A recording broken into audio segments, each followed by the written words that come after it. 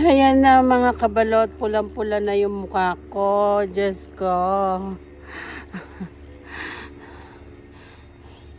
Hindi naman mainit, pero syempre hindi naman mainit dito. Kaya hindi man sobrang init kasi hapon na ako nag-umpisa. Ano lang, ang bigat.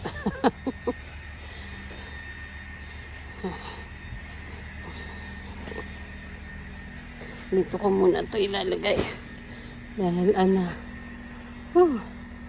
tignan ko yung anak ko dun sa labas. Ayan na yung talbos ko.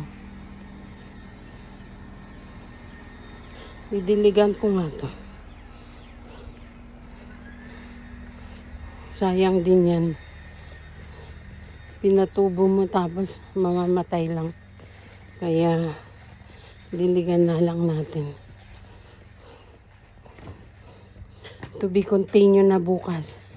Tapos na kami doon sa harapan.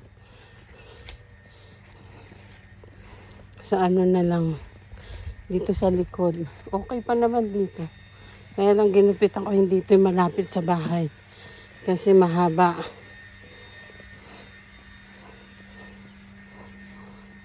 Bilibit may ano na siya. Talbos na. Kamote yan.